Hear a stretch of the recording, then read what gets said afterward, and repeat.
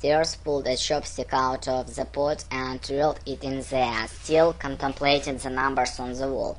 "You and Carrie are heading to Singapore next week, and it's a company of sight, and he can't spare anyone else. So you'll get your chance to meet Mr. Leeson in person." Malcolm didn't know what to say.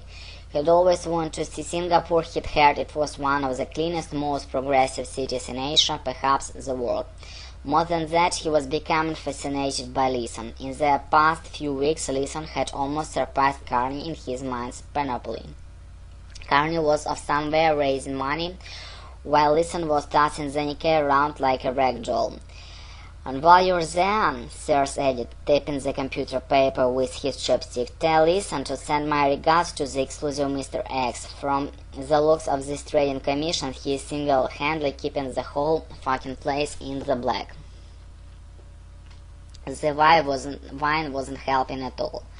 Malcolm was holding the stupid plastic cup with both hands, trying to not ruin his white shirt as the airplane shuddered and bugged beneath him. The circle of double glass to his right had gone pitch black, even though he was pretty sure it was no later than 5 in the afternoon, and it had been as bright as halogen when they'd taken off from Osaka. He didn't know for certain when the storm had started up, because he'd been dozing, his head lolling against the seat back in front of him when the first wave of thick clouds sent to the airplane, heaving up and down. He'd come wide awake just in time to watch a Carrie's pale face gripping his seat too tight. His finger had gone white, vomit into a sickness bag. "Goddamn monsoon season," a Carrie hissed, pointed at the blackened window.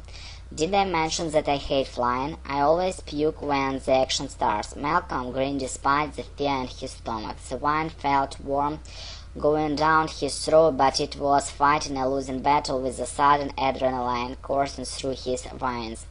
He wasn't sure where the bottle had come from. He assumed the carry-on bag, but the plastic cups were airline standard issue, and they just weren't big enough for how drunk Malcolm needed to get through the much of this flight.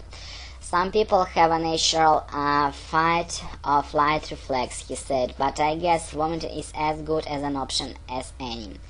The airplane bent hard to the right, and there was a loud crash as one of the beverage cars overturned somewhere near the back of the cabin. There were a few muffled screams and the sound of someone praying in Chinese. Malcolm felt his grin deepening at the strange and familiar moment when the fear morphs into something else, an adrenaline-junk thrill. The same feeling he got when Carney Ducati hit a patch of gravel and when the wheels momentarily lost their grip of the highway. The same sensation he felt when he saw a lineman closing in on him a second before the crush of mud thread his bones, perhaps even his life. Malcolm didn't seek out danger, but something deep within him was fired to enjoy it. Judging from a Carrie's terrified constance, Malcolm traded part and didn't share the sentiment. Like the rest of the passengers on the Air Nippon flight to the Singapore Changi airport, all Carrie wanted was to get his feet on the fucking ground.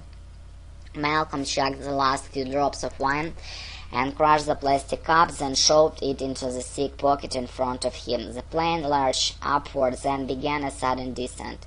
A Carrie made an anguished grunting sound, then jammed his face back into the air sickness bag.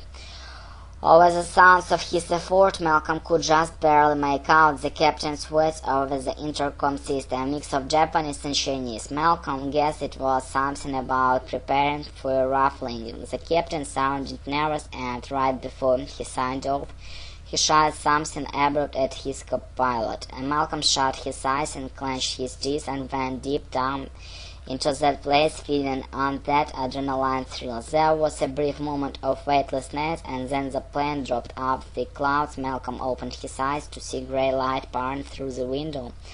He squinted, first seeing two islands as in a whole, then making out a pincushion of magnificent skyscrapers bunched together, surrounded by squat office complex and swaths of green parks.